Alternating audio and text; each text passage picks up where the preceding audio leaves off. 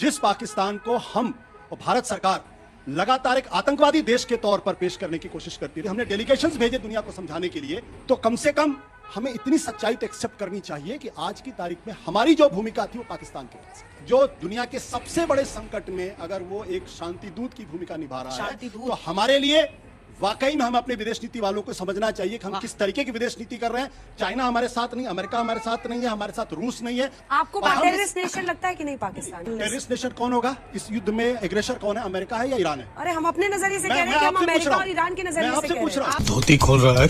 चीन भी पाकिस्तान से बात कर रहा है, ओमान उससे बात कर रहा है, तुर्की उससे बात कर रहा है, इजिप्ट उससे बात कर रहा है, भारत से बात क्यों नहीं कर रहा? मैं सवाल पूछता हूँ, भारत के यहाँ दिल्ली के अंदर ये टॉक क्यों नहीं हो रही? मैं ये सवाल पूछना चाहता हूँ। इसलिए क्योंकि आपकी विदेश नीति पूरी तरीके से फ्लॉप है, असफल है। आपने सारे अंडे इजराइल और अमेरिका के बास्केट में डाल दिए और आपको मालूम नहीं है आप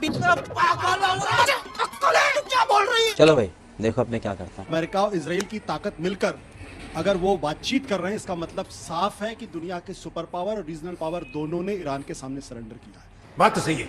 अगर जीत रहे होते या जीत गए होते तो बातचीत की टेबल पे नहीं जाते। 5 फैक्टर्स है जिसको हमें ध्यान रखना चाहिए। पहली बात, इस युद्ध में अमेरिका पूरी तरीके से एलिनेट हो गया, यहां तक कि उसके नाटो के साथी उसके साथ नहीं है और ट्रंप को कहना पड़ा you are coward and paper tiger. कह रहा तुम मेरी मदद करो हॉर्मुज को खुलवाने के लिए, नाटो ने मना कर दिया। खुद अमेरिका के अपने आर्मी चीफ को उन्हें सैक करना पड़ा युद्ध के बीच में, और साथ में 2 जनरल्स। क्यों करना पड़ा? उनके जो एंटी टेररिज्म सेंटर के जो चीफ है उसने इस्तीफा दिया। उसने कहा कि ये लड़ाई अमेरिका ने ईरान के ऊपर थोपी, ईरान ने अमेरिका के ऊपर नहीं थोपी है। उनका वाइस प्रेसिडेंट वो इस युद्ध के साथ नहीं है। यह हालत हो गई थी ट्रंप की इस युद्ध के दौरान। अमेरिका के सेकेंड वर्ल्ड वॉर के बाद जो अप्रूवल रेटिंग है, किसी भी प्रेसिडेंट की इतनी बुरी अप्रूवल रेटिंग कभी नहीं थी। और चर्चा इस वक्त ये चल रही है कि अगले मिड टर्म इलेक्शंस में रिपब्लिकन्स पूरी तरीके से हार सकते हैं। और पिछले जो बैटल ग्राउंड स्टेट है और रिपब्लिकन स्टेट है, वहां 29 बाई इलेक्शंस में 29 के 29 से हार चुके हैं। यानी पॉलिटिकली इनको लगा कि मेरा सुसाइड हो जाएगा। इसके साथ साथ ऑयल का जो क्राइसिस क्रिएट हुई है पूरी दुनिया में, उसने इनको मजबूर कर दिया सरेंडर करने के लिए। और खुद अमेरिका के अंदर 34% बढ़ा और पर बैरल जो है पर गैलन $4 हो गया।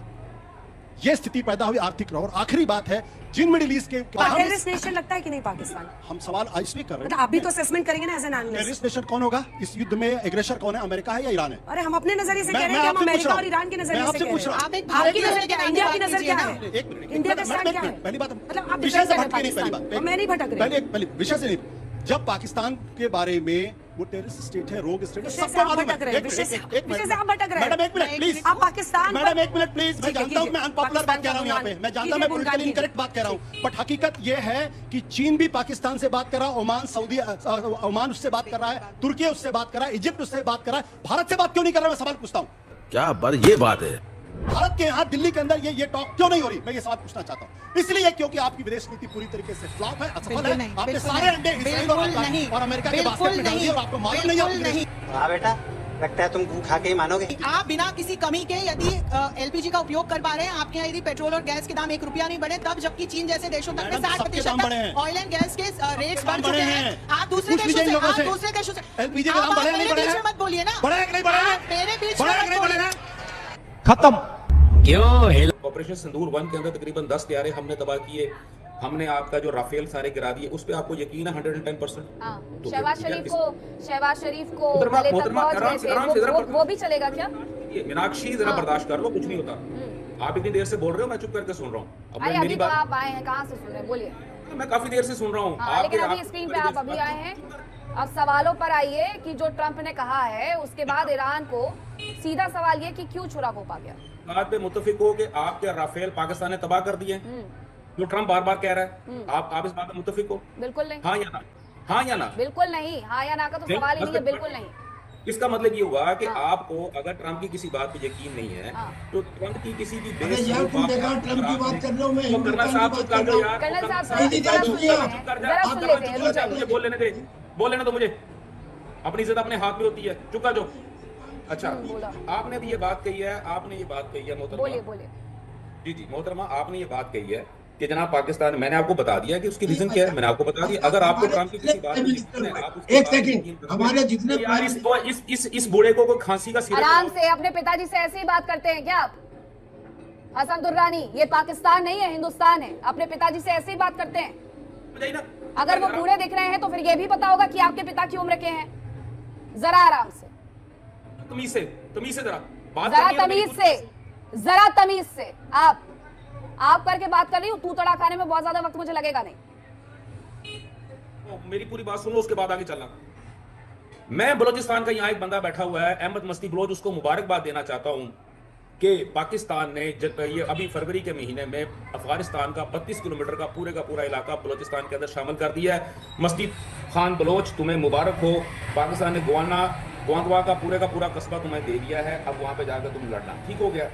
दूसरी बात, आपने ये बात अफगानिस्तान, जितने भी पश्तून इलाके हैं वो अफगानिस्तान के, जितने भी पश्तून इलाके हैं वो अफगानिस्तान के हैं, जितने भी पश्तून इलाके हैं वो हमारे अफगान भाइयों के हैं। मुझे पता है, हमारे साथ इस किस्म की बातें ना करें।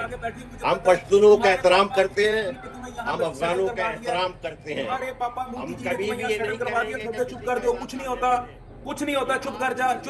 क्यों? ये पंजाबी जिहादियों की ज़हनियत है कि किसी और की जमीन को अपना बनाए, ये हमारा नहीं है वतीरा। हम अपने अफगान और पश्तून भाइयों की बिल्कुल हमें उनका एहतराम करते हैं। आप जो उनके कत्लेआम कर रहे हैं, उनके बच्चों और औरतों का, आप पे लानत हो। रोड पे बैठे हुए ज्यादा चुप कर दो, मुझे बात करने दो। मैं अपनी बात, जब तुम बकवास कर रहे थे, तुम्हारे मुंह से जब बकवास निकल रही है, तुम भौंक रहे थे यहाँ पे, मैं चुप हसन करके दुर्रानी सुना था। सुनो, हसन दुर्रानी, आपके यहाँ पर टीवी चैनल्स में ये होता होगा कि आप वहां पर बैठ करके वहां पर बैठे हुए पैनलिस्ट के साथ बदतमीजी कर ले, यहाँ मैं बिल्कुल बर्दाश्त नहीं करूंगी। बात रखनी है, तर्कों पर रखिए, ये तू तड़ाक, ये लफ्जबाजी मत करिए यहाँ पर। मेरी बात को मुकम्मल होने दो, उसके बाद जिसको जो तकलीफ अरे है तो वो झूठ बोलता मत है। बोलो ना, सीधे सीधे सच्ची बात पर आओ, सीधे सीधे सच्ची बात पर आओ ना। ओ बीबी चुप कर जा, कुछ नहीं होता, कुछ नहीं होता। सुन हसन, ये तुम्हारे यहाँ पर आता है या नहीं आता है मुझे नहीं पता, लेकिन ये हमारे यहाँ पर आता है जो तुम्हारे यहाँ जाने से रोक दिया गया है। तो पहले तो तुम इस पे मुकम्मल हो जाओ कि पानी वानी मिल रहा है या नहीं मिल रहा है, ठीक है। और दूसरी बात ये हसन दुर्रानी कि अगर तमीज और लहजे में बात करना छोड़ा तो किस तरीके से पीटा जाता है वो ऑपरेशन सिंदूर में दिखा चुके हैं। दोबारा से दिखाने की अगर जरूरत पड़ गई तो पाकिस्तान नक्शे से गायब हो जाएगा जो हम ही से बना हुआ है। और हसन दुर्रानी, दूसरी तीसरी बात है और मैं आपको समझा दूं कि अगर इज्जत से बात की जा रही है तो इज्जत करवा लो, क्योंकि ये वहां पाकिस्तान में मिलती नहीं है, हिंदुस्तान से ही मिलती है। दरमियान में ऐवी खाम का बात कहीं और चले जाएगी। ये तो जो मत दरमियान में- लेकर के जाओ, तमीज में बात करो, तू तड़ाक पर मत आओ, सलीके से बात करो। सलीके से बात करने का, डिबेट करने का एक तरीका होता है। ये तुम्हारी घर की औरतें नहीं है यहाँ पर बैठी हुई, और ना ही ये तुम्हारे घर के अब्बा जान होंगे जहाँ पर तुम इस तरीके से बात करके लतियाते होगे, समझे। अपने घर में रहे सब कुछ।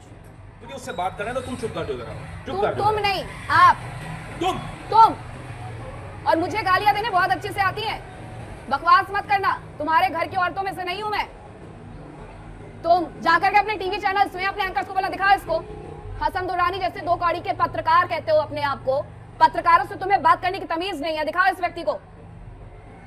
इन जैसों का चेहरा तो दुनिया के सामने आना ही चाहिए। ये पत्रकार लिखते हैं अपने आप को, वहां पर इस तरीके से पत्रकारिता होती है।